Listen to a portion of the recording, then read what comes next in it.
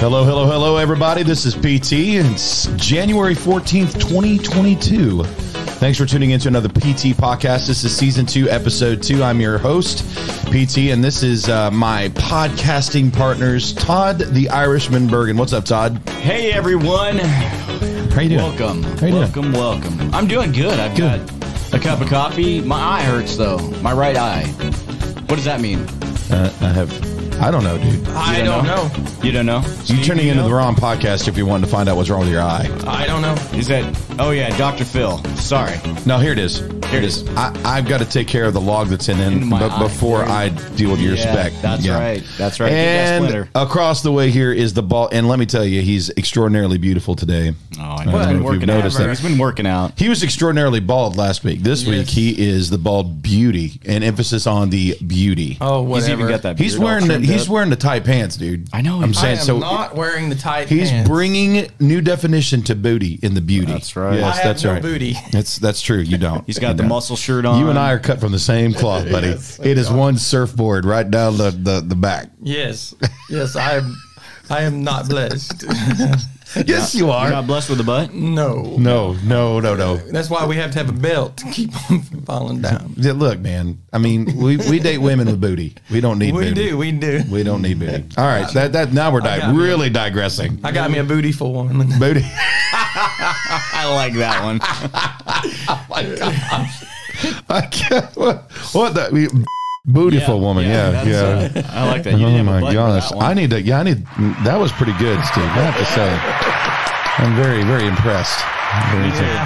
You came up with that on the fly, too. That was pretty quick. It was good. I'm a fly guy. I'm impressed. Unfortunately, Joanna will not be here today because she's got a schedule conflict and she's a punk. Yeah. It's not as if this happens every week. Oh, man. Yeah, What's the deal? I don't know, but we could say anything we want about Joanna because she's not here. All kinds of all sorts of smack. Yep, that's right. We can. So, guys, how's your week been? You guys had a good week? Yes. Yeah. What happened this week, Steve? Yeah, tell us about it. Well, I'm still working on getting my business going. Got a couple companies.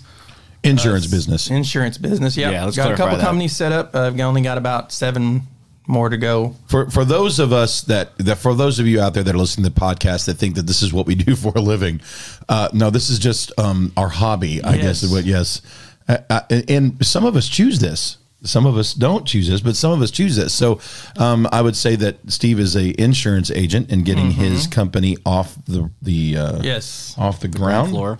What's it called? Is it called Gold Shield Insurance Agency? Gold Shield? Not Shield. Shield. Shield. However you say it. Gold Shield. Not Stevie. Shield. Not Stevie B. Not Stevie H. Not I really can't believe you didn't say something with his name. Yeah. Gold Shield. Like Shield. Stevie Golden Shield. No. Golden Shield Stevie. What was the one that we were sent? The Bald Beauty Insurance Company. That would be a good one. Yeah. That'd be a good Nobody protects your People dome would like my think- baldness. That's right. People would think that we were helping people that were having issues with their baldness. Well, hey, a little Rogaine never hurt nothing. B&B. BB Insurance, whatever. No. I could think of several. Bald Beauty Insurance Company. Yeah, there you go. Yeah. No Butt Insurance Company. No butt. No Butt. No Butts. Yeah. No Butts Insurance Company. I'm telling you, man, right now. Oh, yeah. Yeah. How about Means I can protect everything, and there's no buts about it. my we'll insurance? cover your butt. My insurance would be Fatback There you go. Insurance. We got your Company. butt covered. We got your butt covered. See, this could work. There's a lot of things that are taken off from that one. Oh my gosh. I think you need to rethink your name. Let's rethink the name. Come on, let's start over. No. Like I said, my insurance company would be called Fatback Insurance Company. Fatback. Yeah, not Fastback. Fatback. Yeah. What about you, Todd? What you got going on, man? Well, you know me. I'm trying to put this farm together. Yeah, putting it together, and that is literally what's happening. He had to put together a 100-foot greenhouse. Wow. Last week, yes. Oh, it's beautiful. The frame is up. Ooh, I want to see. Doors are up. It's right out there. I bet. You can I'll look have at to it. go look at it. Now the sides aren't on, so you didn't get it together yet. Plastic's coming today. Oh, it's coming today. It's not here yet. That's on the plan, but I did find out that tomorrow is supposed to be pretty windy. Mm-hmm. It could be kind of scary. And if I don't have it all tied up, it could be a mess. Yeah, I would probably wait till the winds and it's another front coming in, a cold front. Yeah. And so and So if it snows, that's another problem that you may have, because that plastic, if it's not tied down, could be messy. Yeah. We'd definitely tie it down. But he's been busy. We've also been learning a drone. We got some drone footage. Yes. Oh, y'all got a drone? Yeah, we've had a drone. Remember, I was at your wedding and I did some pictures from your wedding thing. I even sent you a video. Yeah, I just saw that the other day. Yeah. Yesterday, actually. It was actually pretty cool. Some of the footage that I got was pretty. He doesn't remember. He remembers looking in the mirror for 25 minutes before the wedding. Yeah. Was it only 25 minutes for the wedding? Yeah, it was. It was. I know, because he spent the night with me at the hotel room. Oh, Lord. Before his wedding. Yeah, he was. Whatever. He got up in his whitey tighties and went to the mirror. It's just like old times, man. Sitting there watching you. It's beautiful. It's beautiful. Wear whitey tighties? No, you know what? It was not bootyful. It was lacking booty. You're crazy. You're crazy. Oh, yes, I am. Oh, so I got stuff to tell you. Okay. I got stuff to tell you. We're here. Are you here? Are you sure? Yep.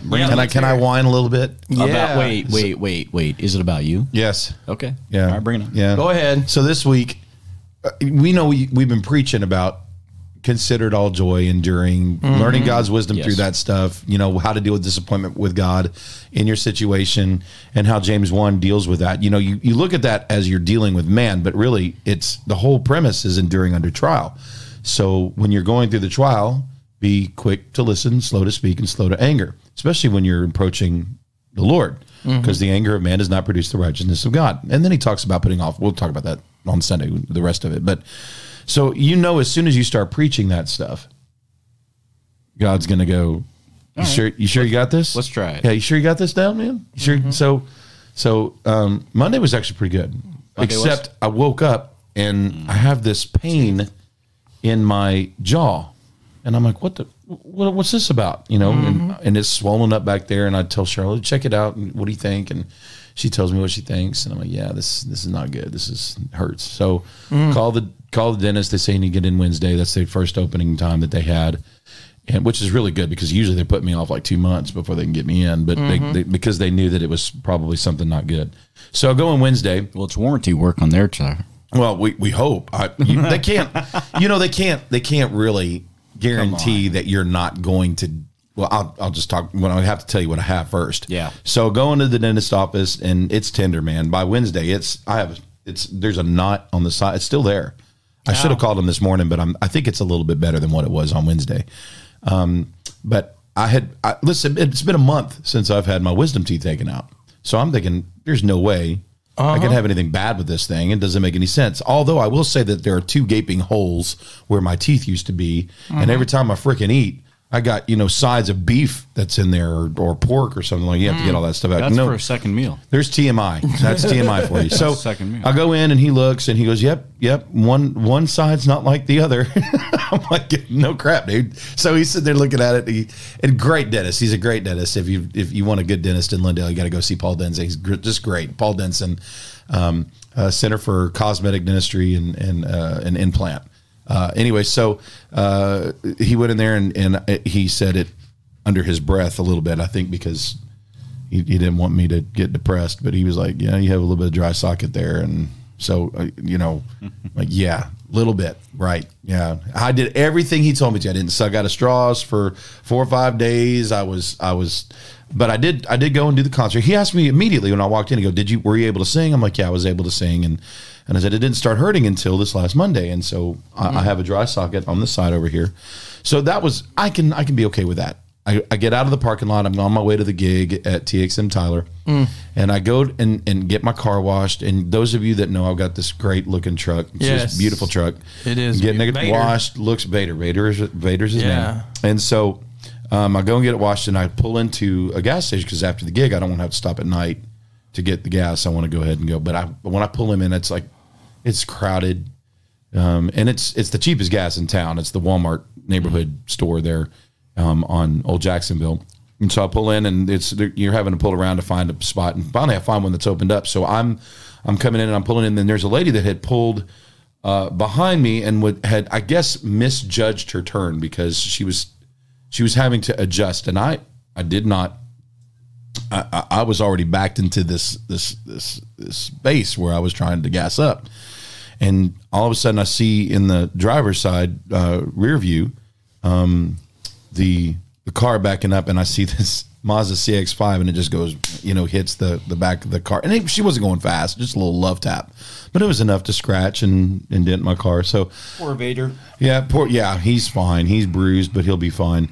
And she, bless her, I felt so bad for her. I can't even imagine, if I'm having a bad day with a dry socket and all that crud, I can't even imagine being in that busy intersection and then making a mistake like that and, having to get your insurance involved, knowing it's your fault and stuff like that. It's just crazy. So I felt bad for her. So this is why we have insurance.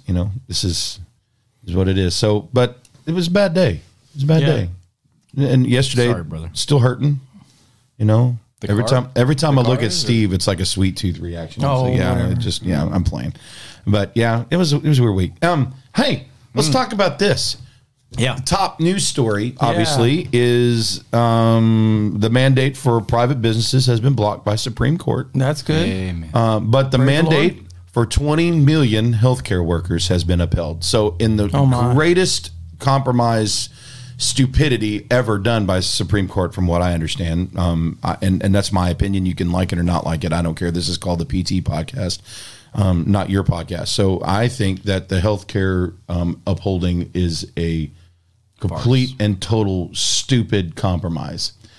And I'm going to say this. In other words, if you're receiving money from the government or you're on the governmental tit at all, you have to conform to their rules or lose your funding. Now, that doesn't sound precursory at all. No. Not at all. Get our vaccine or lose your ability to provide for your family. That doesn't sound ominous at all, does it? No. What a freaking joke. It's just stupid. Mm-hmm. So I'm upset. Obviously, my wife is in the healthcare industry. Mm-hmm. Yes. And there's a lot of people, 20 million people in the healthcare industry that are going to lose their jobs because they don't believe in getting the mRNA DNA changer into their bodies. Because they know more probably than the general population. Yeah. Plus they don't know more than obviously they don't know more than Congress and Biden. Of course not. They haven't been there. Yeah. Biden. Yes. We're not going to talk about that. Oh my gosh. So I'm not even going to talk about what I feel about the vaccine. You know what's funny about this podcast? What? People who look at what this thing is titled, they won't even know this conversation took place if they didn't know, if they didn't listen to it. We'll see. Yes. We'll see. We'll see. I guess with the comments, it will definitely tell us who's the listening. bots. The bots will listen and then they'll block us. Who knows? Listen. Yeah. I'm not going to talk about how I feel about the vaccine. I think that that's for every person to decide for themselves and what they do with it. I will say this, that I do not like the erosion of personal freedom. Yes. I think that it is a drastic overreach by any state of the government to try to mandate anything that is invasive like a vaccine. I think that all vaccines, all of them, should be something that you can choose to get or not to get. Mm-hmm. And of course, the argument to that is, well, you still can choose not to get it, but you won't be able to have your job. And that to me is encroachment and erosion of personal freedom. Oh, okay. So, I mean, anything you want to add to that, guys? Or no, you said it all. If you get me started, I'll be on a rant. Yeah. I'm already close. I know, but that's another podcast. That's a whole other podcast. Yeah, a whole other. I guess we could talk about that later on. Yeah, we can put that on the schedule. If you guys want to hear about that, let us know. Otherwise, we're going to do it anyways. All right. So, also 2022, huh? What about? I guess the first half of this year or the first quarter is going to be all about death. Betty White, Sidney Poitier, Bob Saget, and now Bob Saget. No, Full House, dude. I mean, Uncle Danny or Danny Tanner. But now one of my favorite leaders of all time, and still to this day, one of the most poignant messages I've ever heard from a pulpit, Dr. George O. Wood. Yes.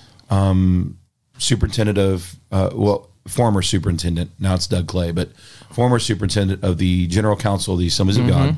And that is the denomination that I grew up in. Me and Steve both grew up in. Yep. And he passed away and went home to be with Jesus just a couple days ago. So it just seems like a mass number of very influential people are leaving us. I mean, it's a bright light with Betty White.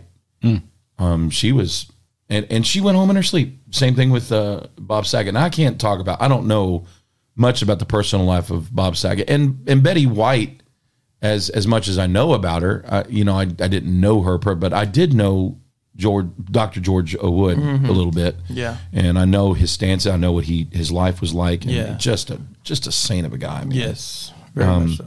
And again, kind of like the Billy Graham of Assembly of God. well, he's one of them. Trask is another one, Thomas Trask. And then my mentor, Rick Dubose, is the assistant superintendent. Great people. Yeah, just great people. But Dr. George, he had cancer. Oh, no. And had some stuff. He was going through stuff. I think it was a throat cancer. And so he had just did an interview not too long ago, but ended up passing away. And those of you that don't know, go look him up. He was an attorney before he was a superintendent. Oh, wow. And brilliant guy. And like I said, one of the most poignant messages I've ever heard anyone preach from a pulpit came from him. He looked, kind of balded guy and older looking man, and had so much fire when he was preaching. I was like, good night, man. It was moving. It was incredible. But it kind of hurts a little bit. And I know some of you are out there that are reeling from Betty White or Sidney Poitier or Bob Saget, and we're all kind of in the same place. There are people that are going home, and it hurts. And we feel it. Yeah. So let's change gears just a little bit. Yeah. Cowboys are in the playoffs, first time in 3 years. Yay! Wow. Yeah. About time. Yeah. Yeah. And I'm not going to say how long it's been since they've actually did anything in the playoffs, but they're in the playoffs, which is for Cowboy fans, that's a big thing. Yeah. For people from Washington who don't give a rat's or rip about the Cowboys, it's not something that you want to hear. But Sunday, we're going to see just how serious they are, because there seems to be some speculation on whether or not they're the real deal. We'll find out. Yeah, because Dak has kind of choked on some pretty important games. Yeah. And overthrows, and then, it seems like they're not consistent at all. He just got to get settled quicker. Well, I don't know about that, or if I think the line's doing great protecting him. Yeah. I think that injury and the pressure is kind of getting to him. It evidently, because he's underperformed quite a few times. He has the ability to get it done. Let's just see if he does it. Well, there's definitely the talent there. I just don't think they've pulled it all together yet. I don't know if this is their year. Definitely their year of coming together for sure. Well, they're learning a lot. Tim, I hope your mom doesn't listen to this. She might get mad at you. She'll agree with me. Everybody that watches the boys have their concerns. We're going up against the 49ers. First of all, if Mike Garrett, if you're listening to this, don't you dare post anything if the Cowboys lose to the 49ers on my page. Just don't do it. He's a pastor out in off of the Palestine Highway. Just a great guy, but he loves to rub in the 49ers, the flaming 49ers. Oh, yeah. So I know the Cowboys have the talent, but they are facing the 49ers, and I hope they could pull off the W and advance. But I'm really not certain after they get past that point if they can hang against the likes of Green Bay or Kansas City. I know. I just don't know. And I love Patrick Mahomes. I think he's great. He's my homeboy right out of White House. Oh, yeah. Great guy, great family. But good grief. I just don't know if we can hang. I honestly think that's going to be the Super Bowl. Green Bay and Kansas City.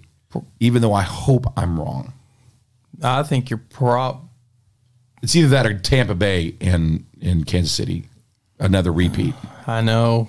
You never know with Brady. He's like Superman him sometimes. Even though I really, really do like him. I really think he's a good guy. Oh, yeah. I just don't like him. Because he wins. I know, all the time. He's like the Trump It's because he deflates all of his balls. I'm just saying, that's what happens. They lessen the weight of the ball. Whatever. Deflategate, yeah. You've not heard about that? Go look it up. I know. I don't think he does that anymore. Bull. You think so? Absolutely. If you put a little water in, you can get a better spin.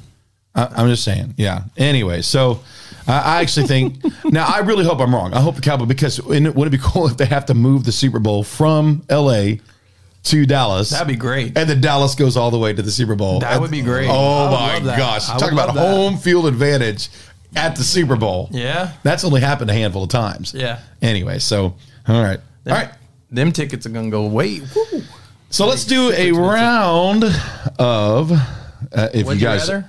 no, we did that last week. Remember, this week is What the heck? Oh no! Yeah. What the heck? I've never what the heck anything. Yeah, we've done a couple rounds of what the heck. Yeah. Steve. We're still working on Steve. We got to get him some ginkgo biloba. Yeah, his memory. Yeah, his memory's kind of hurting a little bit. So I don't remember what the heck. I don't remember heck either. So I just say it. All right. So here is now we don't have Joanna. Aww. Yes. A moment of silence Empty seat. for the. Well, let's give her a card. See what she says. That'll be interesting.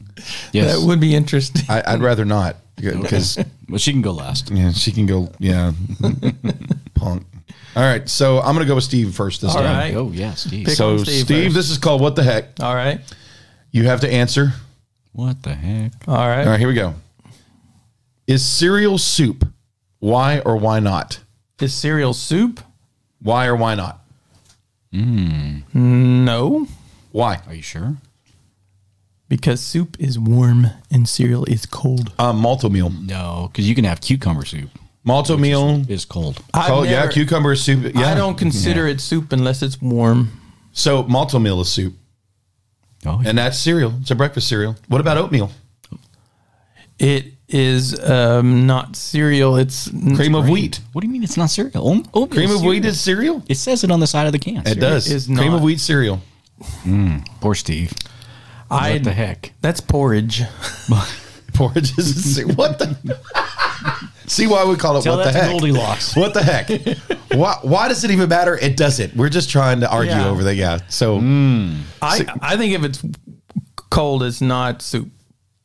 I would not eat Man, cold you don't like soup. gazpacho, do you? The whole purpose of soup. What is that? It sounds like something you shouldn't eat. Something warm in a bowl. Gazpacho? Is that what you called it? Gazpacho. Gazpacho. What's gazpacho?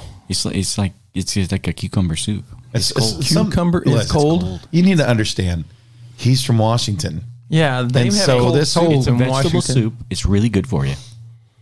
It would be a vegetable Melody. Yeah, I wouldn't. Medley? If it's unless it's warmed up. Medley. Then it'd be a soup. Melody is a line in music that Medley is a lot of things together. Yes, medley. MEDLEY. Medley. Not MELODY. Oh, it's a spelling bee. Melody is the way the notes go up and down. Sorry, my grammar Nazi's coming out. I don't mean to. It's I blame it on my teachers.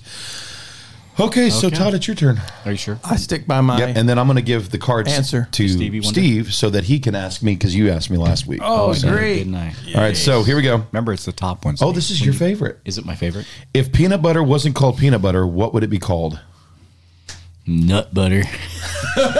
I can honestly say I would never buy it if it was called nut butter. Come on. Yes, you would. No, butter. You'd be a squirrel just trying to get a nut in this world. No, I'm sorry. That is not going to happen. My wife likes almond milk, and you could also call it nut juice.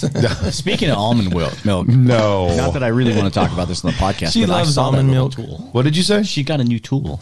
Who? His wife got a new tool. She's making her own almond It's milk. almond. Don't cow. talk about Steve like that, dude. That's not Hey, fair. you know what? She's got the almond cow. She makes her own almond milk. I know. I saw the picture. Dude, have you ever? I'm just saying. Have you ever seen almond butter? Uh-huh. It's nasty looking. I guess It's nasty looking, but it still tastes good. No, though. it does not. Yes, it There's does. nothing good about that. No, Yes, sir. yes, No. it does. It's It not as good. tastes like death and broken dreams is what it tastes like.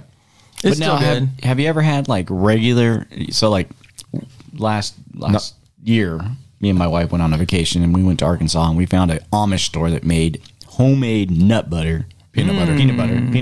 Not and nut then butter, you could dude. buy. Well, I was just changing the name. I bet that's no. good. And then they had some that had honey in it. Yes. that sounds good. Honey makes it so much better. It was gross. Yes, honey. Honey. A land flowing with nut butter and honey. Yes. I think that's where the Israelites went. Yes. Probably. Your wife is trying to get me to make pistachio butter. This is a What? good one too. Yeah, we had that conversation. No, listen, quit, guys. You cannot milk almonds. You can. crazy Yes, people. you can. You have to have small hands. can't. You gotta have small hands. There is no nipples on. Yes, there is. There are no mammary glands on an almond. It's You got a guys point. are full of corn. No, it's got a point. No, got a point. no, dude, no. I'm not even going to go there. I cannot believe we're even having that conversation. Dude, no, we don't even need to even go there. You cannot milk an almond, therefore there is no almond milk. And people are creating like, there's even cashew milk. What are you health freaks doing? Yeah. Milking those cashews? No, you can have an almond puree. I agree. Cashews I think have 2 points. You can even have a cashew puree, but you cannot milk either one of those two things. You guys are full of snot, is what I think you are. All right. You do if you have a almond cow. Yeah. It's a special cow that makes the milk. Yeah. It's like the chocolate cow. Makes chocolate milk. It's an almond cow. You guys so crazy someplace else. I'm all stocked up. Okay. We also have summer cows. What the heck? Have you ever seen? All right, give me another one. Give me another one. I don't want to. Really good, Tim. You're starting to tick me off. Right. I cannot believe we're talking. Be careful with your mic, man. I know I got too close. Sorry. It's okay. What nickname have you been called that you hate? Oh, Yeah. So we're gonna put it. We're gonna put it out there, and then everybody's gonna use it. It's like somehow I ended up with tater tot. Oh my gosh. Tuck. Yeah, tater tot tuck. Tater Todd tuck. Oh, is it tater Todd? That would make more sense. I know, but it's tater tot. Like Beck's kid calls me tater tot. Ron White, I mean, has absolutely made a living off of that nickname. He was Tater. They call me Tater Salad. That's right. And his son is Tater Tot. That's right. Yeah. So there's nothing. I mean, that's pretty great name. Okay, Tim. What is it? When I was in Spanish class. My Spanish name, the Spanish name for Timothy, which is my given name, is Timoteo. Timoteo. Okay. Timoteo. So sounds like a tomato. In middle school, They would call you Tomato. they'd call me Timmy Potato or Timmy Tomato. And I hated it. I hate it still. And I can't, to be honest with you, I don't like Timmy. There are only a handful of people that can call me Timmy where I don't want to kick them in the nut butter. Okay. I'm just saying. So it just makes me, I don't like that. I just don't. I have a cousin that went by Timmy, and even as a kid, I didn't go by Timmy. I didn't like it. There are some people that still call me Timmy, and they'll get away with it because they're like my second grade teacher, or my mom can call me Timmy and get away with it. My dad can call me Timmy and get away with it. But you guys, please, I'm begging you. I won't call you Tater Todd Salad or whatever. Yeah. I'm not going to tell you mine. Okay. Why? Because I don't want y'all to call me that. We call you all kinds of stuff. Give me the card. I don't have. You don't have the card? Okay. I don't have any card. Yeah. Well, now it's out there, so everybody will call me that, and I'm just telling you, I won't like you very much if you call me that. Steve, don't you do it. I won't. Yeah. I called him Timmy. I have blackmail. Just remember that. I called him Timmy last week. All right. So that you did not call me Timmy last week. No, you did not. He was in the office right here. You did not. Yeah. No. I did. No. No. Because I was trying to get your attention. No, you did not say. You did not. Absolutely not. All right. So you weren't paying attention. I'm glad I wasn't, because I would have shot Purell in your eye. All right. So we have a loving Almond Purell. love it. Right. Almond Purell. More natural. Yeah, that's how we make more money. Look, I've got almond tissues. Oh, we could take the byproduct from almond milk and make tissue. Yes. They can. All right, let's make talk a lot of about the things with subject, please, almonds. before you guys go absolutely nuts with cashew, whatever, or almond nut butter, or whatever you're talking about. Almond diapers, whatever we're talking about. I didn't think about that. Oh my That's a good gosh. Made with its shells of almonds. That's right. No. To produce Abrasive the most for absorbent. The most absorbent. No, they're not absorbent. It's just abrasive to get off the dandruff. Okay. All right. So I'm gonna this morning I'm gonna list out a whole bunch of scripture references. If you want to quiz me on it, please make sure and write them down as I'm talking them to you, because I'm not going to read all of these scriptures. In fact, I probably won't read most of them. But I am going to kind of give you a foundation about what we're going to talk about. Today's a little bit more theological than most of our podcasts. And because I think it's a big conversation, a lot of people blame God for the things that are going on in their life. And we need to talk about God's omniscience, which is his knowing nature and his power to know everything, versus free will, and how do those things work together, if they work together at all. So we're going to talk about that. The first thing I'm going to say is the Lord frequently in the Bible changes his mind in the light of changing circumstances or as a result of prayer. You can find proof of that in Exodus chapter 32, verse 14, and Numbers chapter 14, verses 12 through 20, Deuteronomy chapter 9, verses 13 through 14, 18 through 20, and verse 25. 1 Samuel 2, 27 through 36, 2 Kings chapter 20, 1 through 7, 1 Chronicles 21, verse 15, Jeremiah 26, 19, Ezekiel chapter 20, verses 5 through 22, Amos. I can go on. I can go on for days about all the scripture references where God actually changes his mind in the light of prayer or circumstances. So at other times, he explicitly states that he will change his mind if the circumstances change. Now, for those of you that think that God has written out a timeline of how everything's going to happen, you need to explain to me how he is able, without manipulation and without lying, how he is able to change his mind if his mind had already been made up from the beginning. All right, that's one of the things. And then the willingness to change is portrayed as one of God's attributes of greatness. If you look at Joel chapter 2, verses 13 through 14, and Jonah chapter 4, verse 2, if the future was exhaustively and eternally settled, as classical theism teaches, it would be impossible for God to genuinely change his mind about matters. He would have, it's all written down. It's all done. So here are my points that I'm going to label as foundational theology about the Lord, and then we can discuss some of these questions that exist from this this conversation that generally happens when we talk about this stuff.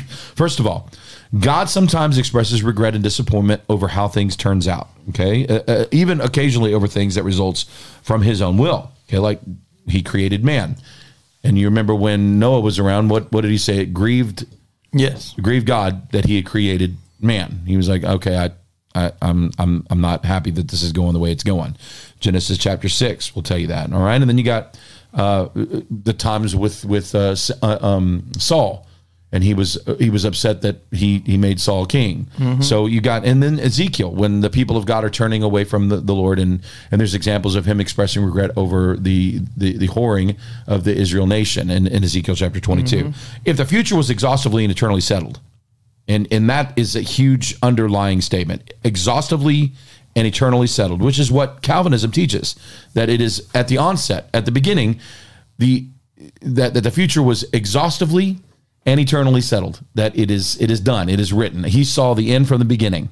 Okay, so if it's exhaustively and eternally settled, it would be impossible for God to genuinely regret how some of his own decisions turned out. And obviously, in the Bible, there are times where he does say, "I regret," or I'm grieved that I've done this. Okay, it's not that he made a mistake. It's just that man has totally distorted the whole purpose of why God brought them in existence anyways. Okay, verse number 2.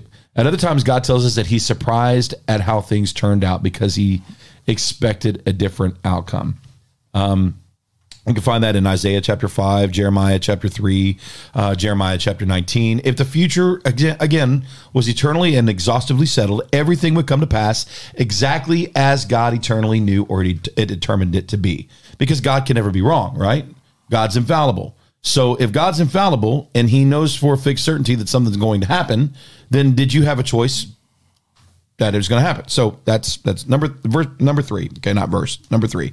The Lord frequently tests his people to find out whether they'll remain faithful to him. I mean, you see that with Abraham, see it with Moses, see it with Joshua, you see it with Saul, you see it with David, you see it with, I mean, tons of times where he tests his people to see if they're going to be faithful to him.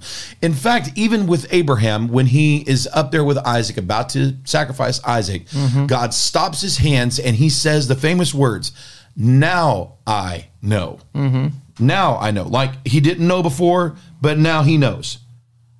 Now, either that's a divine manipulation on the heart of Moses, or God genuinely did not know what Moses was going to choose.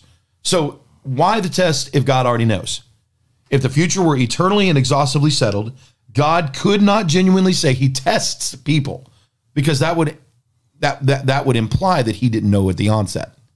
You see, what would be the point of a test if God already knew that it was going to be, that this is how it was going to go? Okay. So if he's going to test people to quote unquote know whether they'll be faithful or not, that means the future is not eternally and exhaustively settled. Okay. And number 4, the Lord sometimes asks non-rhetorical questions about the future. That happens in Numbers, that happens in Hosea. And he speaks to people in terms of what may or may not happen. And that's always the case. When he's giving opportunities like to Pharaoh to make the right decision before he sends the plagues. He gives Pharaoh the opportunity to allow Israel to go and make sacrifice the way that they need to, or the way that he's commanded them to.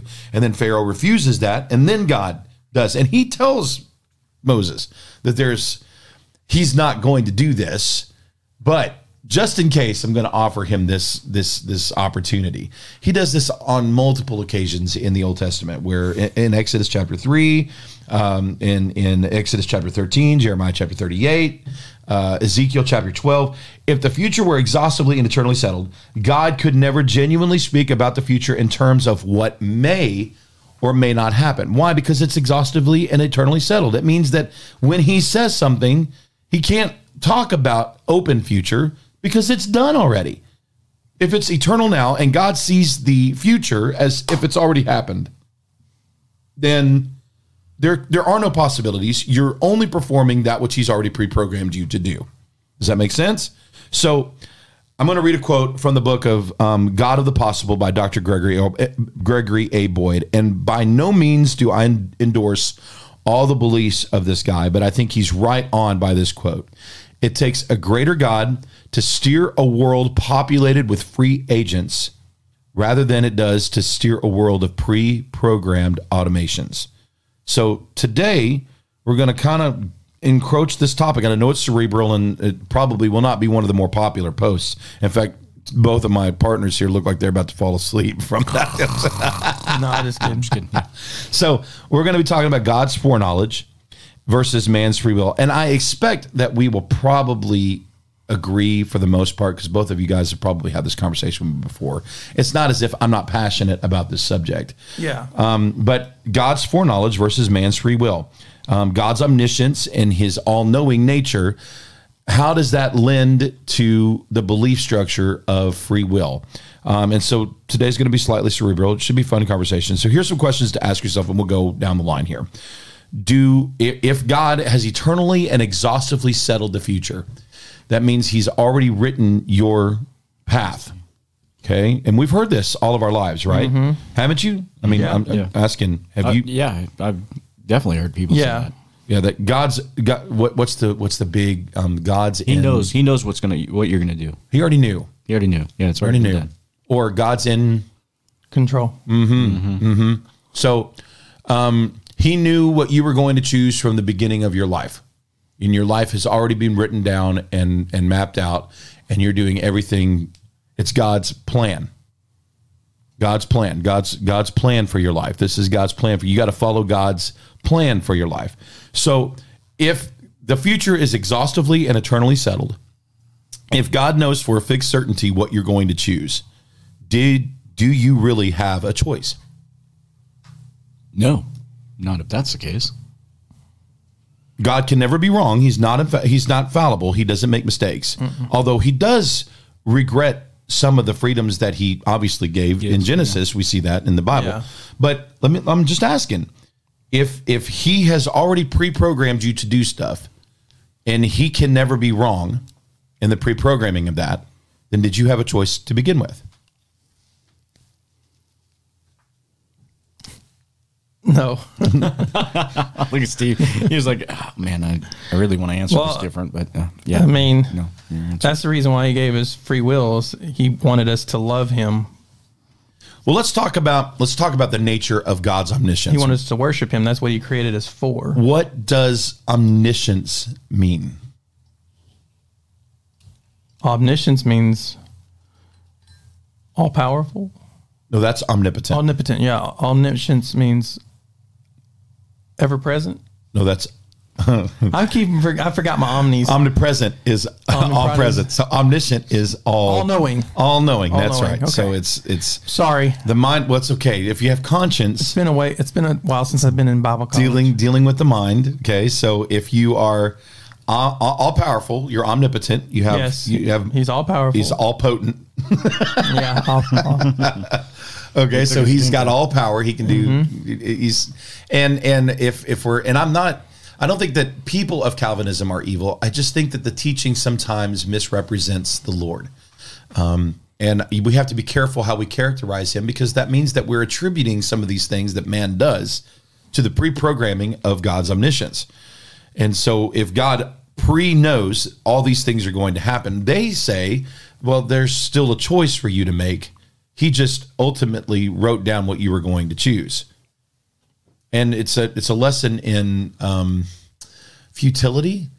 Even if there was a desire to choose differently, God can't be wrong. So if he preordains or predestines you to make a choice, you really don't have any choice in the matter to begin with. You are pre-programmed to make that. Why? Because God can never be wrong. He already knows for a fixed certainty what you're going to choose. In fact, in his plan, he's already written it down. If God writes that down and he's never wrong, then you can't make that. So speaking to the omniscience of God, what does it mean? It means that everything God knows, all that can be known, God knows. But if we make that assessment and we say that God is omniscient and he's all knowing, then we have to make the assessment of what is knowable. Does that make sense? Yeah. We have to define what is or what is not knowable. What does God know? And so if we're looking at the Bible and we are seeing that there are possibilities, not necessarily all written out from pre-programmed nature, then that means that there are things that God does not know. And part of that is our choice. I think God knows up to the point of our choices. And sure, he's created the possibility of atonement. He's created the possibility of loving him with all. At the garden, he created that. How did he do that? How did he create the possibility of loving or sin in the garden? Y'all answer that. He just said you can have everything except for this one thing. So as long as they didn't eat of that one thing, then they were good to go. They were in complete communion with God. There was nothing but that was separating them from the Lord. So did God perfect union? They were going to live forever. But they still had choices. Still had other choices. They just weren't. Yeah, they had all the choices they wanted, and they didn't even know that there was sin at all, because it didn't even exist at that time. Right. Well, I mean, the possibility did. The possibility did, because they had the choice to eat of that fruit, and that's whenever they became. They were already like God, but then they became more like God, as in all they knew was good. They didn't know evil. But once they took that fruit, then they knew evil because they just experienced it. Did God know evil? Yes. So God is not intimately equated with evil, but he knows about evil, is what you're saying. Okay, so the possibility was given to do evil. Does that mean that God was complicit in the action of Adam? Complicit. What do you mean? Give me a Well, I mean, does that mean that God had a hand in causing Adam to sin? No, he made that choice. So the omniscience, knowing that it was a possibility, does not mean that the serpent had the influence. Was the influence of the sin? Was God's allowance? Was God's allowance of the serpent to come into play, or God's allowance of the possibility of sin? Does that make him an accomplice to sin? No. Okay, so we're saying that free will choice. Did God know that Adam, at the onset, why would he create the possibility of evil in the garden? He didn't create the evil. No, he created the possibility. Did he? Well, if he gives a choice. No, what he did is he gave rules. That's right. All he did was give rules. That's not evil. Well, he created. No. The rules aren't evil, but there is a possibility of breaking the rule with every command. But why would he do that? That's what I'm getting at. Why, if he's not complicit in the sin, which he's not, we've already said this. Right. He's not tempting anyone to evil. But there is, in order for there to be a good choice, there has to be the possibility of a poor choice, bad choice. No, I don't always agree with that. Okay. Just different. It's a different choice, which leads a different path. You don't think there's a good and bad? No, there was, because they chose the serpent. Well, they chose. Let's listen to him and eat this fruit. It's not the serpent's fault, although that's what they said. No, they said it was, but ultimately the choice existed with who? Adam and Eve. That's right. Yeah. What we're talking about is God's foreknowledge. If God is all-knowing, then why did he even create the possibility if it was going to cause a mess? He had to know that people were going to choose. He knew that there was a choice, but Yeah. he didn't know what the choice was. Right. Obviously, he would not have the reaction that he had if he knew what that choice was going to be. And ultimately, I'm saying the purpose of that choice was because God wanted there to be an opportunity for love. Yes. I cannot have an opportunity And communion of love without the choice to do opposite of that, which is disobey or not love, to choose ultimately selfishness over what he had said to do. Okay, so what do I mean by that?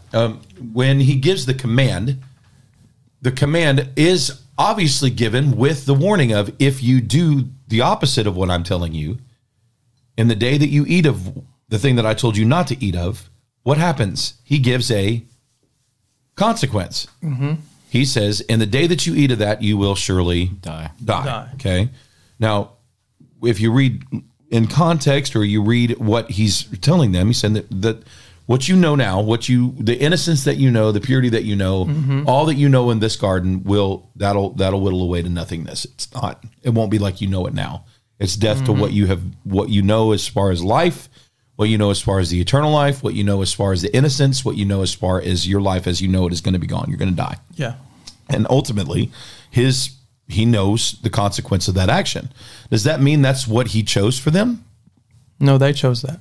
That was what their choice was. So they had the ability to love or not love, which means that he did not create automated automations. He didn't create an Xbox game. He didn't program robots. He programmed moral agents. Agreed. But that also means that he has to allow the choice. Yeah.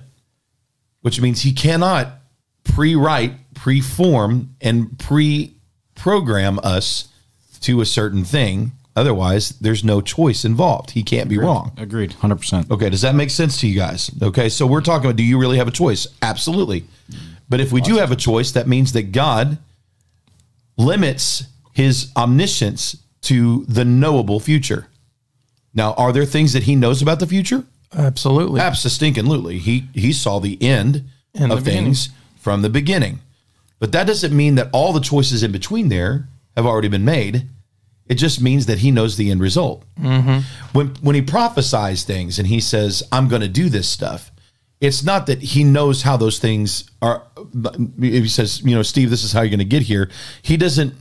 He says, Steve, I'm going to do this, and then he makes those things happen. That's literally prophecy. It's not fortune telling. It's not, well, I know that Todd's going to come in your life and he's going to choose this, and then this person is going to do this. He's not about trying to control and dictate according to his foreknowledge. He's all powerful, which means he can influence souls. He knows about us. He knows our character. He knows our nature, and he's able to foresee those things. Yes. But at the point of choice, he knows how to utilize choices and make them good, just like Romans 8 talks about. God causes all things together for the good of those that love God. Called according to his purpose. That's right. So that always comes up with the conversation of, okay, so if God doesn't know past your choice, if we're talking about that, then is God in control?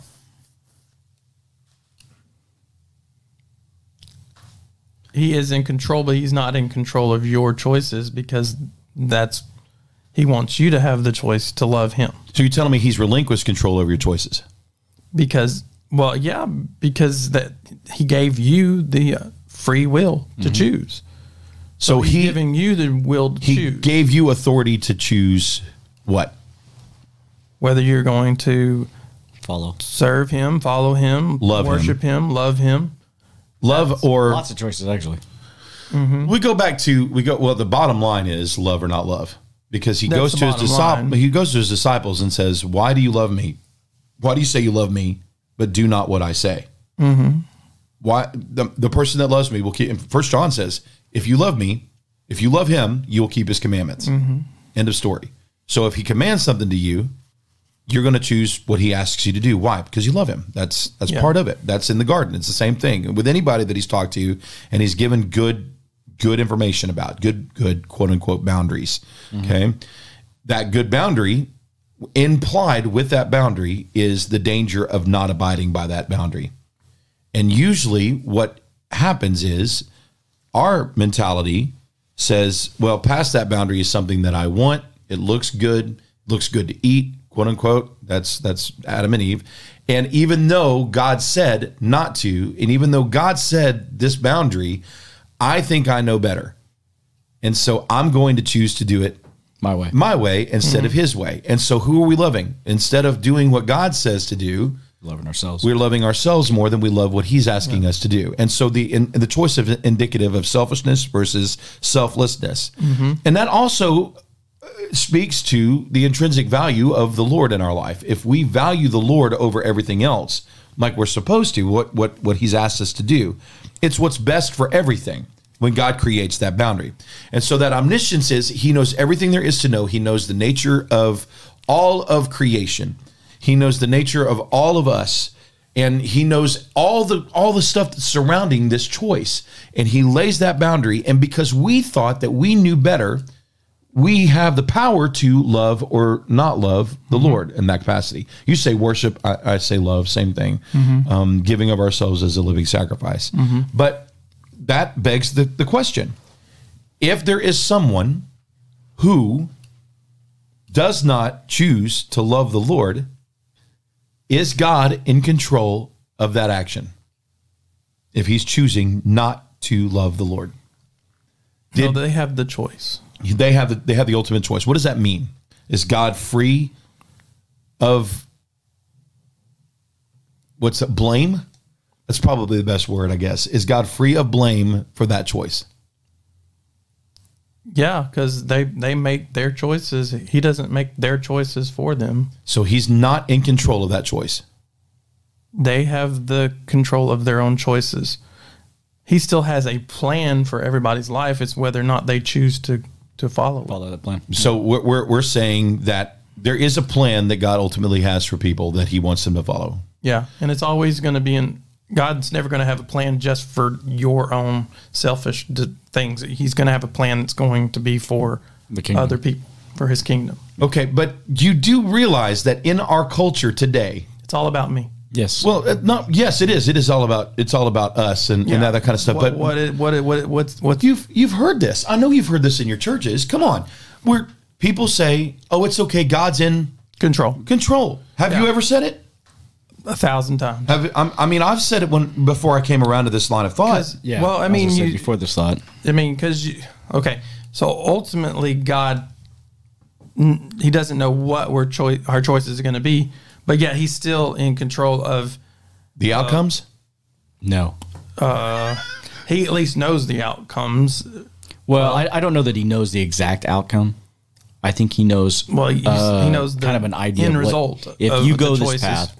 It's a game of chess. Well, I think he's a designer. So if you put sugar in a gas tank, you're going to have a bad gas. Yeah, you're probably going to blow it. You're going to blow. Yeah. Well, you're going to stop your engine. Stop the engine. So who better to tell you that than the designer? Engine. Right. The repercussions of this action is going to lead to this. Yeah, he knows where sin can take you because he's seen it. So that being said, does that mean that God created that? And that's the thing we say. God's in control. Let me take it to an extreme example. Okay, and this is where I think this whole line of thought breaks down with Calvinism, because what happens is we're ascribing the plan.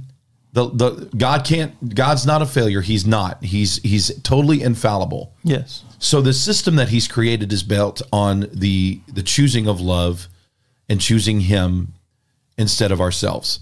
That's the nature of love. Trust, redemption, trust and love. That's the relational concept of this theology that I'm talking about. Calvinism says that at the onset, first of all, we're unable to come to knowledge at all. Second of all, you are built in with a predisposition and an innate sin in your life. So when you're born with a nature that says that you are completely and totally depraved.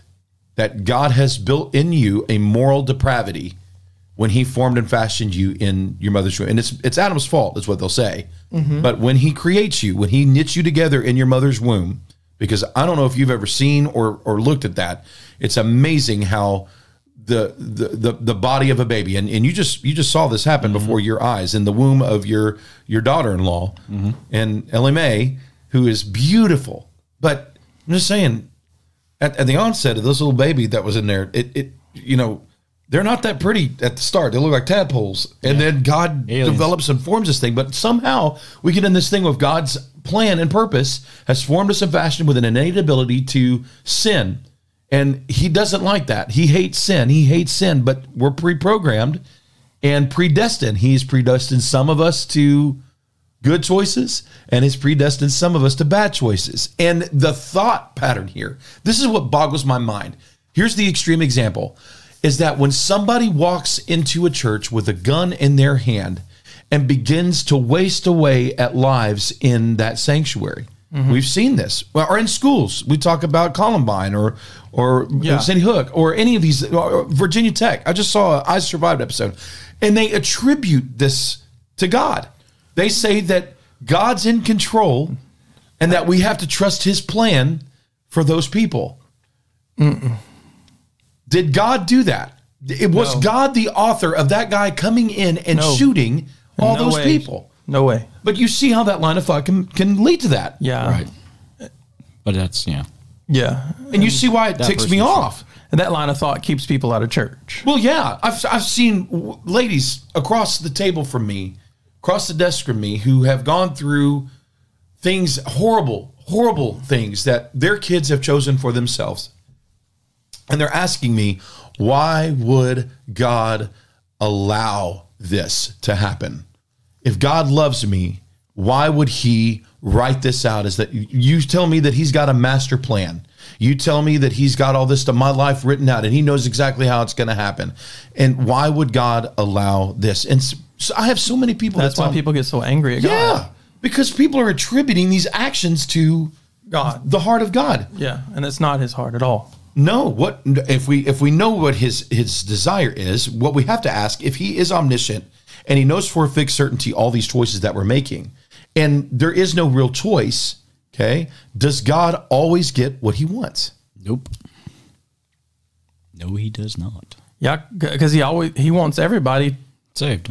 to be saved. He wishes none would perish. Yeah, he's not willing that all would any, have all would come. everlasting. Does everybody come to repentance? No, but he wishes they would. So we're going to that Ephesians chapter and verse, Ephesians 2, where he says, talks about sin and talks about, even this is the go-to for Calvinists to say that we have a sin nature. And I disagree with that line of thought too. That's a whole other podcast. But in this moment, he says, I predestine every person to good works. Does everybody do good works? No. No. In fact, I would say that in my own life, I would say that God has been disappointed in the choices. Now, does that mean that his love is waxing vain because I made a bad choice? No. Nothing separates us from the love of God. But love does not necessarily equate salvation. You have a free will, moral responsibility. What do I mean by moral? Your will has to choose his over yours. That's your will. If I will my own stuff, then I'm going to choose that way. And look how that worked out for Adam and Eve. Look how that worked out for Todd Bergen. Look how that worked out for Steve Howard. Look how it worked out for me. And if I do my own stuff, thinking that I have enough wisdom to be able to choose on my own, my path versus what he's asking me to do. And that's the greatness and goodness of God, is that he's given us an instruction manual on how to do it the way that he's designed it to work the best way. He's told us, he's literally given us clear instructions on how to operate in this life the way that he wants you to operate in this life. Not only that, but now he has made it accessible to where you can ask him. You have like a hotline to the author and creator and sustainer of all things. Hey, how do I do this? How do I get this done? But here's what he doesn't do. He doesn't put a ring in your nose and lead you around like a cow, telling you what you have to do. He tells you what he wants. He gives you instructions on how to do it, and then he choose to do it. Steps back. That's the nature of the Lord. all throughout the creation, all the way to now. That's the only way that these things that we're seeing in this life play out without God getting blamed and complicit for the actions of some of these idiots that are walking into the churches and shooting people. Or I'm not going to talk about politics, but I could. But you understand that there is a line of thought out there from God's omniscience to free will. How do those things coincide? Well, God knows everything that there is to know. We're not debating whether or not God's omniscient. So we know that he is all-knowing. Yes, he's all-knowing. But that means for free will to happen, he knows everything that there is to know. It doesn't mean that and somebody's used this example before. They've said, well, Todd, you're from Washington, right? Does God know about your twin sister that lives in Africa? I didn't know I had a twin sister. Neither he didn't know you had one either, because it doesn't exist. How can he know something that doesn't exist? It doesn't profit him to know something that does not exist yet. And so it falls apart. All the possibilities, yes, he knows. He's a masterful chess player. He knows all the possibilities. But even then, if you read Jeremiah 19:5, there are some possibilities that he doesn't even contemplate. When they start sacrificing babies to Baal, their kids to Baal, he goes, never thought you'd even do that. Yeah, never even crossed my mind. That's Jeremiah 19:5, by the way. Never even crossed my mind that you would do such a thing. So they're evil that he doesn't sit around on his throne, twiddle his thumbs and go, oh, I hope they don't do this. I don't think he's up there contemplating all the bad things that you can do. And I think people get this when we start talking like this. That's the image that they get of God. Right. Is that he's up there trying to contemplate all the ways that Todd's going to fail, and he's worried about that. No, what I believe about the Lord is every good and perfect gift comes from the Lord. I believe that he predestines every man to good works, and his hope and his faith in you, especially when he reveals truth, is that you do it his way. Why? That's smart. It's wise. It's loving. It's the best for you. Why wouldn't you choose this? And that's the same thing with Adam and Eve. When Adam and Eve chooses something other than that, that's why you feel almost reading that, you feel the disappointment of, oh man, why are you covering yourself? Who told you were naked? That whole, we had a good thing going. I told you not to eat that tree. Yeah. Or when he commands Saul to do something. But let's take that. So in that verse where he was looking for him, and then he found him, they were hiding, and they were now clothed with figs, leaves or whatever. And they made the statement, we were naked. And he said, who told you you were naked? Who told you were naked? Do we think that when he said back at the beginning, don't eat of this tree, do you think he thought, well, first of all, what was the tree? It was the tree of the knowledge of good and evil. Now, it's not the tree of life. Sorry. It was the tree of the knowledge of good and evil. Right. So he said, don't eat of that. And then, so at that point, obviously, he knew if they did eat, this is the chess game, if they did eat that, then they were going to know what? Good and evil. They're going to know about naked. Because that's in that tree. Yeah. That knowledge. The innocence of walking around in the nude and the buff and not thinking, it's like that people would judge me, or people would I think see me in a different light. I think it's more child-esque. Like it's inappropriate to talk in church. We get this line of thought, that's a cultural thing, but these kids, they don't know any better. And it's not until they understand that choice being good or evil that they learn whether or not they can do that or not. And so Adam and Eve were walking around in a garden without any preconceived notions of evil or good. All they knew what God had told them to do. When they ate of the tree of the knowledge of good and evil, it was just the nature of the choice. If you think about it, there was no special power in the tree. I don't know for sure. I don't know if there was a special, just like I don't think that there was I think all that power comes from the Lord anyways. But the fact that they chose that other way, that means that they became intimately equipped, because they had already known the goodness of God. And in innocence, we can know the goodness of things, like the baby knows the goodness of feeding.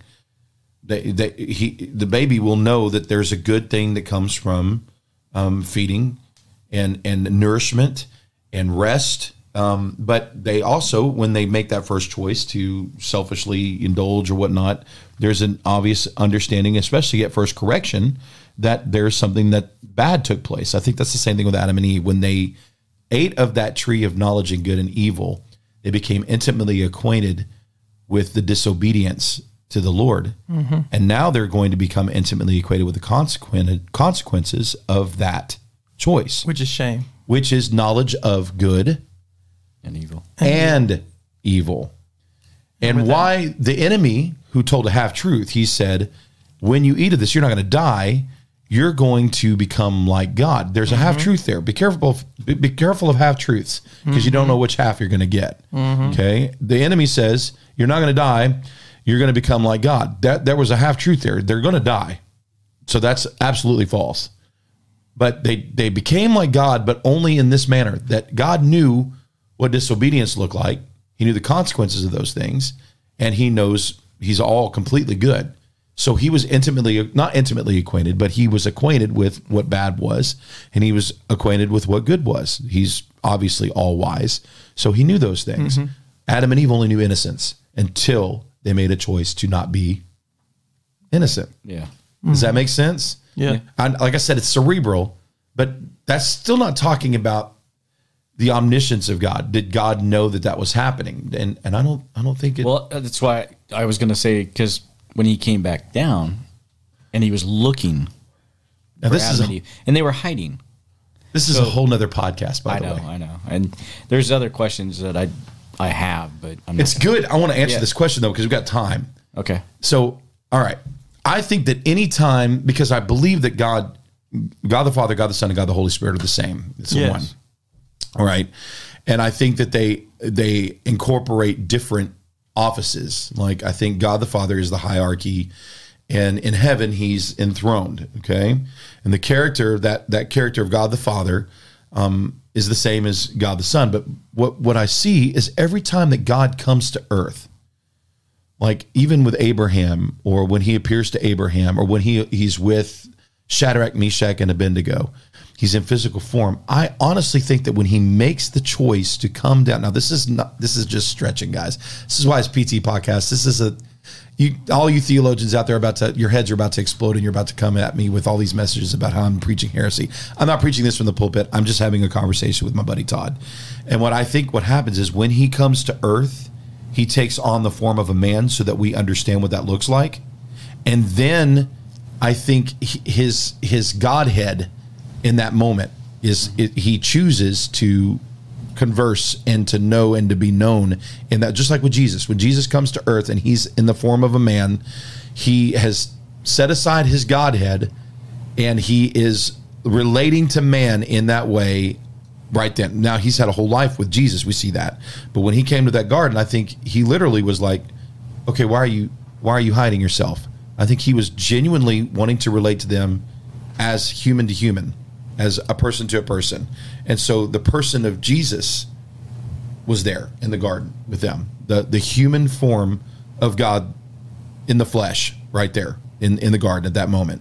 So that's just my belief structure. I think he obviously, in human form, just like Jesus, he was in human form. He didn't have ultimate foreknowledge.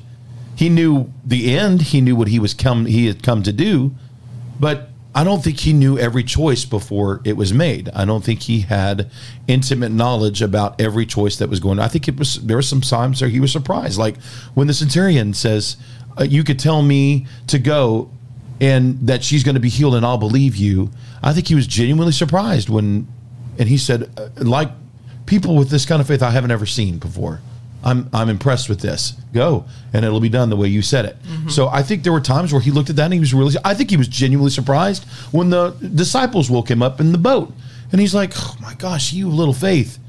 Do you not realize, okay, listen, wind. Big storm. I'll stop it. Be done." Okay. Or how about how long must I endure you? Or the Pharisees, how surprised he is when they are as religious as they are, and how angry he gets at those things, or I mean, there's just too many examples of Jesus being in the flesh, putting aside the authority of the Godhead. He's literally acquiescing to the hierarchy of the Father and the will of the Father, which is the ultimately, I believe, the authority that exists in heaven. And when he comes to earth, that personification of God in the flesh on this earth is in authority to the will of the Father that is embodied in heaven. So if God's in heaven, the Father, the earth is his footstool, the rules apply on this earth. If he's in human form here on this earth, he had to set aside his Godhead in order to walk and endure every temptation as a man. So they didn't have one up on us when he endured every one of those temptations. He just chose to follow the will of the authority, which is the Father. You notice, I and my Father are one. He says that. And he says, that which you see me do, you see the Father do. Now, I know I'm turning over some, but the embodiment of, in human flesh, wanting to obey the will of the Father, which is his will. That's Jesus's will, but he's in human form here. He's walking among us. He's talking among us. So the fully God, fully man concept of him walking a fully man, having all the stuff, but still being intimately acquainted with the Father. Is that possible for us? Can we have that kind of communion and that kind of will towards the Father? Yeah. Yeah. Obviously, or else he wouldn't have commanded it. Right. Yeah. All right. So if Jesus had downloaded all that information in God's omniscience at birth, then let me ask you a question. Did he have one up on us?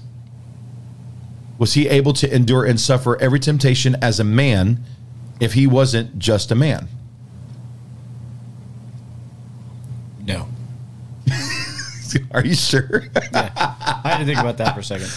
I know I'm stretching minds. I'm sorry. No, I believe you're right. I just, yeah. It's a brain freak when you start talking about the Trinity anyways, but because it's so hard for us to understand. I don't think it is that hard. I think people make it difficult. Well, yeah, quite possibly. Well, just like that, I think the omniscience thing people make hard. That they for some reason, it's like they freak out if they think that God wasn't in control of every choice that they've ever made. And when they find out that it breaks the heart of God when they sin, they're hitting the wall, man. They're freaking out. How dare you say that God didn't control me when I was, killing my wife? Although it sounds really silly, there are people out there that believe that God predestined them to be that person. No. Vessels of honor, vessels of dishonor is the scriptures that they'll go to with that. And although that verse does exist, it's not talking about God predestining somebody to do actions of sin. No. If that's the case, then God is complicit in your sin, which means he's partially to blame. And I know you're not saying that about the Lord. So if you are, yeah, you got some issues. So I agree. And I think I knew where you were going with that choice. Then how come God was acting like he didn't know? If he knew, well, I honestly think that when he came to the garden and was reasoning with, he was like, "Oh, they played this game of chess." Well, I think he was. No, I honestly think he was trying to relate to them on that level. He was sitting there in front of them. He was appearing to them in the cool of the day. We already knew that. Right. I don't think that was a spiritual thing. I think that was human form God walking with them, talking with them, and experiencing relationship human to human in that capacity. I think it was the personification of Jesus before we knew who Jesus was on this earth. That's the Son of God walking with Adam and Eve, the human form of God. Mm-hmm. Yeah. I honestly think that's what happened. Now, that's shooting in the dark. I don't have any other than the examples that I have in the Bible of when the actual person of God appears, not in spiritual form beforehand. It's the only thing I can relate to. So I know this is stretching in the fractal edges, and agree or disagree. And listen, I'm okay with being proved wrong on that. I don't have any problem with that. But it makes sense to me that God would want to relate to Adam and Eve on that level to find out, what were you thinking choosing this way instead of what we had decided or what we had talked about. Right. And can you imagine the heartbreak of God knowing the potential that we have if we just simply choose what he's asking us to do, and then to see that potential ruined because we decide that we know better? It's like, I know you said not to put sugar in the gas tank, but I did it anyways because I thought maybe I'd get better gas mileage. yeah, I thought maybe it would absorb the impurities of the water, gas. the condensation. And he literally goes, I got to come down there and see for myself. Yeah. What in the world are you doing? Yeah. Why are you doing this? And I think with Genesis chapter 6, God saying it grieved my heart. I'm looking at man right now. There's not even one pure one among them and things like that. I think we see the heartbreak.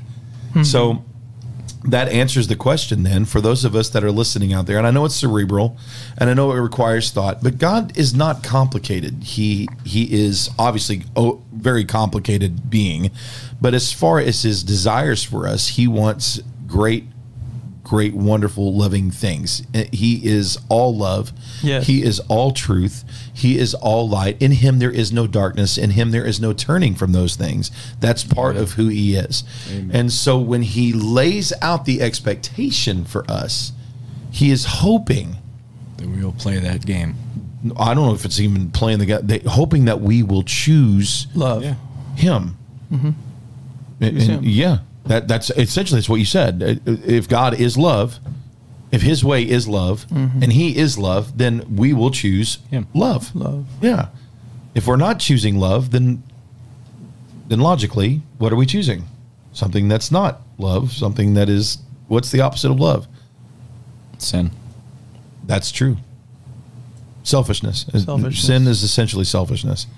So, anyways, anything you guys want to add to that? I mean, can you see that people that have a misunderstanding about the will of God and the design of God, because we hear this plan thing a lot. God's got a plan, trust God's plan, and we use it for situations that we can't explain as a cop-out. Well, God has a plan, just trust God's plan. And we mean well, but when we're talking about acts of evil on this earth, I think it's beneficial for us to say, somebody goes, well, how could he allow that? And I've literally looked at them and said, that was not God. Yeah. God did not do that. God didn't. That was that guy. That was his choice. That was his fault. Choice. That's right. And just like you and me, anybody that's listening to this podcast, you know what's right. You know what to do. You tell me when you've decided to do the antithesis of what God has asked us to do, how is that working out? There's some of you listening right now. I know you told me you're going to listen today. I'm just going to say there is condemnation for the one who sins and thinks that God didn't see that. And they're going to live in shame because of the choice that they made. Does that mean that God doesn't love them? No, it doesn't. But if you look at the example of the prodigal who decided to take the inheritance, I would say that's the revelation of God's will. That's the inheritance. The fact that he's given you all the instruction, he's given you grace, he's given you the possibility of atonement, he's given all that to you as your inheritance, and you take that and you run with it and you squander that revelation, then you look like the prodigal. Was the prodigal free from consequences? No. Did the father know that the guy was doing that? Does this say anything about the foreknowledge of the father in regard to the son making those choices? He just let him go and make his choices. He gave him his inheritance. Gave him his inheritance and allowed him to make the choices that he made. Was the father intimately acquainted with what the son was choosing? Do we have that information in that parable? No. In fact, all that the father was concerned about was the wellness of his son. And he was concerned. And when he saw his son returning from his path, he didn't concern himself with what he was involved with. He concerned himself with making sure that he greeted him as a son. And I think that's where people need to understand the embodiment of this whole, God laid out this plan and wrote this thing out, and that you were designed to sin. You were designed to do all these things, the alternate of what God has asked you to do. And I call it the cycle to destruction. God hates sin. At the onset, he says he doesn't like sin, although he designed you with sin innately when you're born. That's what Calvinism teaches.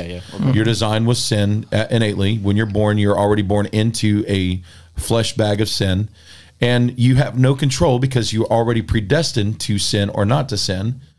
But since you have no control over that, you're gonna sin. And God's going to send you to hell for that sin, even though you had no control on whether or not you could or not sin. So it's the cycle of destruction. It's, I'm commanding you against sin. I'm making you unable to obey what I've told you to do, and I'm going to punish you for your inability. And that makes absolutely no sense whatsoever. And so people will come back and say, well, that's God's, you're his creation. What right do you have to say? Well, I would say that God's just.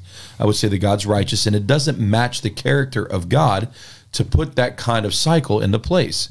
This way of looking at the scriptures, every time I read through now, chronologically or otherwise, if I read through the lenses of this open theism, and that's what this is called, this teaching, everything makes sense. His reactions, his heartbreak, the way he deals with Israel, the way he deals with Pharaoh, Nineveh, Abraham, on down through Peter, Paul, Jesus, all the disciples, all the stuff, Ananias and Sapphira, all of his dealings makes sense in the light of how I'm looking at the Lord and his omniscience. He knows all that there is to know. He's completely wise.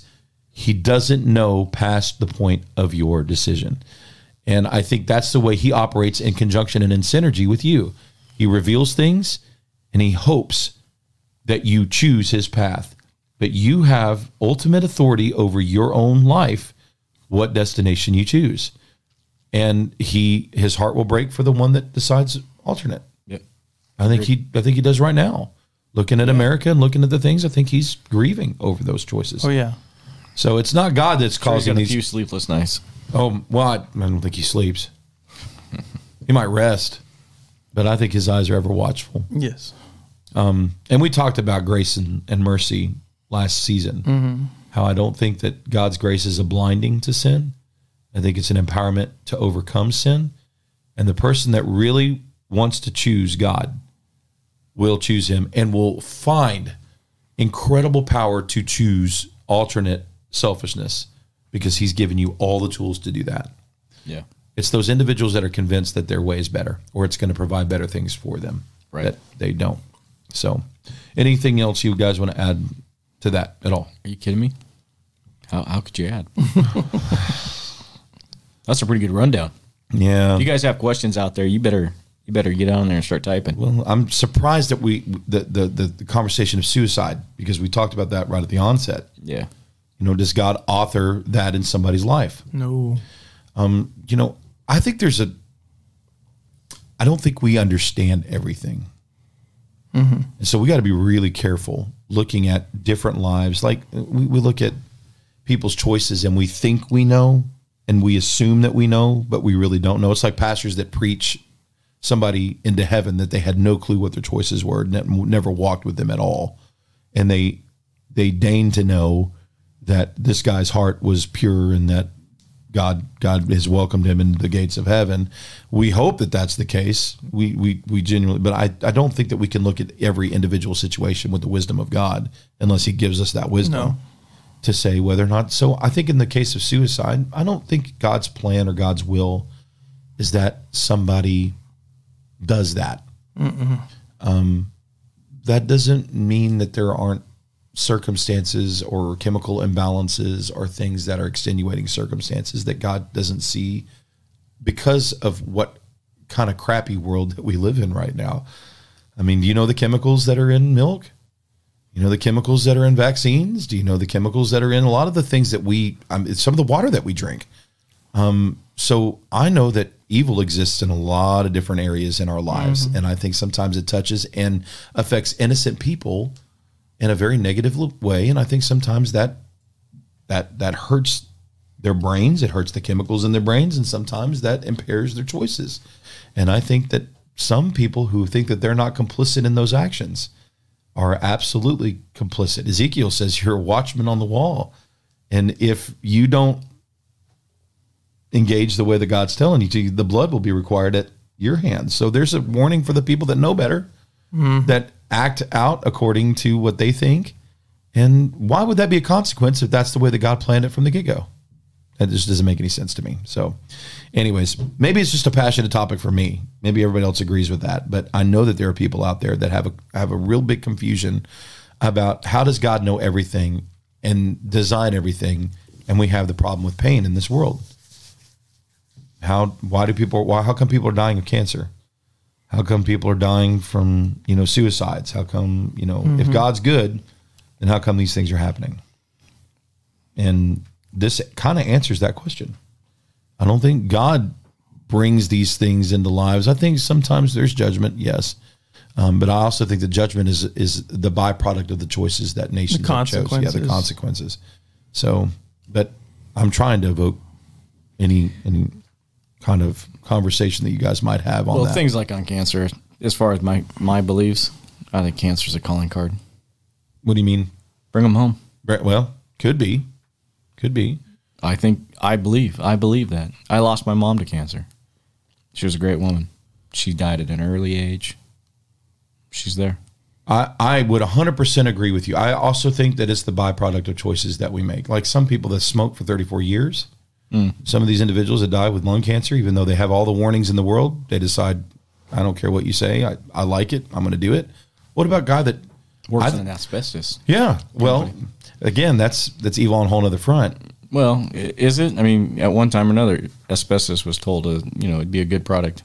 Go ahead and use this. And then people worked in the factories and they died from asbestos. Call me a conspiracy theorist. I think chemists and the people that designed asbestos, it was an easy way to flame retard. But I think some people knew when they let it out that there was possibilities that might not be the best thing for people. And they did it anyways because it was a cheap solution. I think sometimes there are shortcuts that are taken all over the place. But then you have things like coal mines. Coal mines will give you cancer. It can, yeah. But that's no fault of anybody else's own. But that's what I'm saying. There's so many variables out there. I mean, you're looking for provoking conversation. I mean, that's, to me, I've believed when people say, "Oh, so and so's got cancer," and everybody's, "Oh, that's so sad." Maybe not. No, I don't know that it's sad. I'm thinking at that point that person's going to be able to go home. Yeah, get right. There's a balanced way of looking at that. I think some people are. They're a product of the choices that they're making, like the guy that eats bacon every meal. What are you saying? What? Don't be going on bacon. Yeah. Let's back off on bacon. I'm living in the freedom. Thou shalt not. You over there eating turkey sausage. Oh my gosh. Against bacon. I love bacon. I love bacon. But I'm telling you right now, my history, my family history, I know that if I eat bacon at every meal, there's going to be some products of that decision. That's a heart attack. That's not cancer. I'm just saying though. Unless that pig was fed some antibiotics that were bad. And, all I'm saying is that there's products of those choices that I'm making. I can be 380 pounds and not be repentant of that action, even though I know God doesn't want me to be eating as much as I'm eating. Right. But so there are innocent people. That's why the Bible says rain falls on the just and the unjust. Yes. Because I think in this world you will have trouble. I think sin touches everything, and we don't even know how much it touches. I think Monsanto, when they make a deciding thing to genetically modify corn, it might be birthed with a desire. I don't think it is, but I'm saying it might be birthed with a desire to produce corn easier. And in the name of that ease, they genetically modify this stuff so it withstands, Roundup, disease, all that stuff. Pest. And then what they don't know, or I think they do, but what they didn't know when they started was that now it's having long-term effects on, it causes cancer or causes diseases. I think the same way about other things that are happening right now, that it's a whole other podcast that we've identified. Oh, yeah. And it's birthed out of a wrong heart. I desire the ease and the satisfaction of that ease more than I desire to do it the way that God has asked us to do it. And I think that touches more people than we understand. And that causes hurt, pain, heartache all around us. Sin destroys everything. And it costs Jesus everything. Yeah. So anyways, okay. I digress. I'm not trying to preach at you guys, but I am trying to make sure that we dispel the myth that God is in control of the sinner, because if the sinner decides that he's going to now, can he make good of what the sinner decides to do? Yes, he can. He's expert at taking things that are terrible and making them things that are beautiful, redemption stories, and there, even from Columbine and even from Sandy Hook and Virginia Tech, there are stories of survival and redemption and forgiveness and great things that happen out of those things. It's still tragic and it's still hideous. God was not the author of that guy going in there and shooting all those students, but the stories that come out of that, of redemption and God doing incredible, that God's great at that. He's Romans 8:28 is still true. What Joseph said, what the enemy meant for evil, God will turn for good. I truly mean, I absolutely believe he's a master strategist and he does that. But that does not mean that he preordained the negative so that he could turn it around and make it positive. That's not what. That's not what he didn't preordain your sin so that he could send Jesus. Right. No. And that's a misnomer. So those of you that are out there and you don't agree with them, that's okay. You can be wrong, and you can disagree with me. We're not afraid of that. We love you, and we're glad that you're tuning in. We got a exciting thing that's happening right now. Yay! New single. Yeah. New single. Tim Schlesner. Tim. He is a real estate agent in Lindale, and he's a prolific, great writer. Yes. Of lyrics. Now he'll tell you he doesn't write music. I'm not very good at writing music, but I got lucky on this one. Hush. I got lucky on this one. I feel like this is a very, very cool song that God gave to him and I. And I wrote the music and some of the lyrics. Tim wrote the majority of the lyrics. It's called Love Will Win. And this is the debut day. Yay. Right on. January 14th, 2022. Love Will Win is the name of the song. We're going to listen to it right now. I'm excited. I'm stoked. I've already, to be honest with you, it's on every digital platform that's out there, but I wanted the opportunity to play it for you on the podcast because I'm proud of it. And Steve hasn't ever heard it. Yeah. Yes, he has. Yeah, He's heard it. He's heard it. I've heard it. Yeah. I'll listen to it again. So is Todd. Todd's heard it too. Amen. Yeah. So all my close buddies have been able to hear it that are around me on a day-to-day basis usually. Okay. But you guys have not at the podcast and we want to deliver this to you. Hope you like it. This is called Love Will Win. Check it out.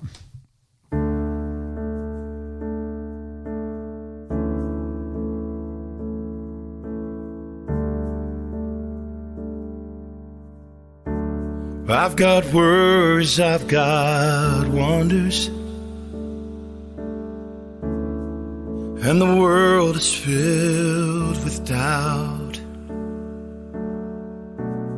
I just need your calming presence to help me figure this thing out. I need direction, God, show me a master plan. Leave this in your loving hands. Still my troubled heart again. Heavy burdens on my shoulders, and I've done it to myself. Thought I could do it on my own, but now I know I need your help.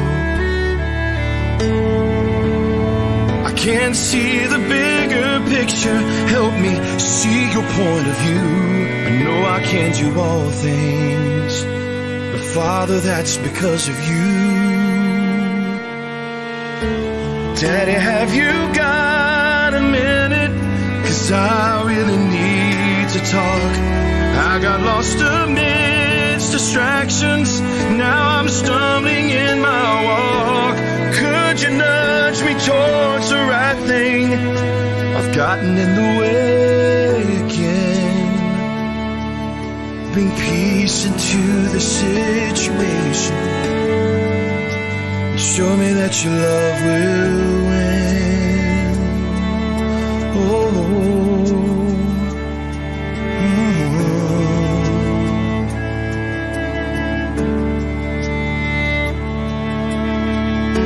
You said you need some peace and quiet. Come inside and take some rest. Shut the outside noises out, and remember that you're blessed. You've gone through many trials on this path you chose to roam. I'm happy that you've turned to me, and now I'm here to take you home. Then he kissed me on the forehead,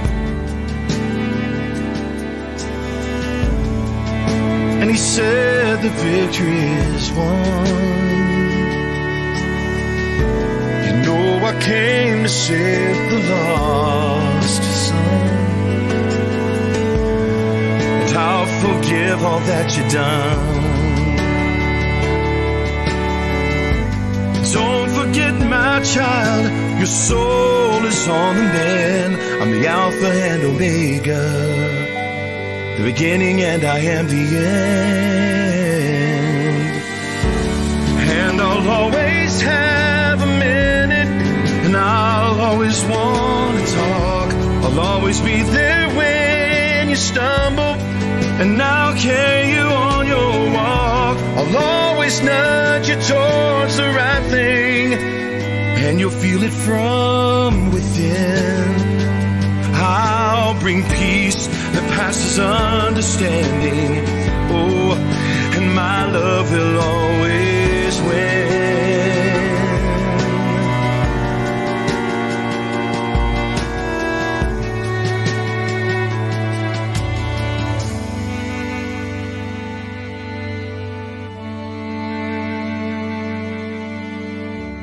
Daddy, have you got a minute? 'Cause I really need to talk.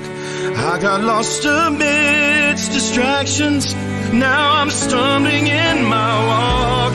Could you nudge me towards the right thing? I've gotten in the way again. Bring peace into the situation. Oh, bring peace into the situation. Please bring peace into my situation, and show me that your love will win.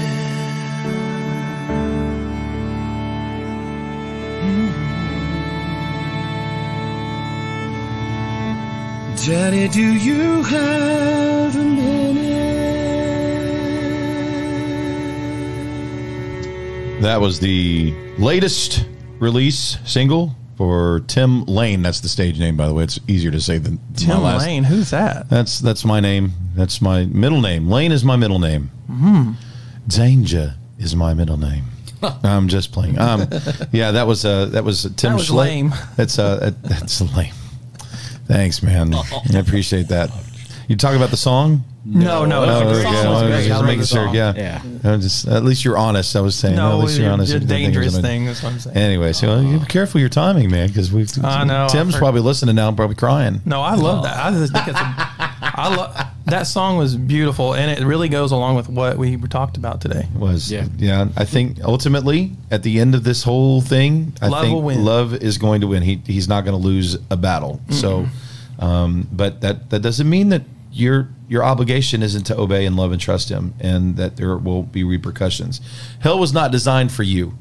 It was designed for the devil and his minions. Don't choose that side. Just don't. Yeah. Just don't do it. He doesn't want to put you there. That's not what his will is. He's wanting everybody to come to repentance. So next week, guys, we're going to be talking about love. We're gonna start our trek through love. And the first one that we're going to talk about next week is love. The next one will be lust. We'll talk about lust. Ooh. Then we're going to really dump into it. Oh my. We're going to go into premarital sex and how far is too far. And then we're going to talk about marriage and keeping the flame alive. Then we're going to talk about adultery. Oh. And one of the biggest ones the next week after that will be porn and the things that we think about in the dark and the women's perspective on that. And then we're going to talk about homosexuality and Christianity. And that's going to be a really hot topic because in this day and age, there has been a big conversation about can you be homosexual and be a Christian? We're going to answer that question. Then the next week is going to be what is friendship? What does it look like? What is true friendship? What does it look like? Because a lot of people identify themselves as friends, but what does that actually look like? And without identifying what love actually is, I don't think you can. So, and then we're going to talk about anger and some other things. So I just want to let you guys know that we're going to be on a trek, relational trek here the next couple weeks. You guys get ready. It's going to be a fun conversation. But I want to tell you how much we appreciate you listening.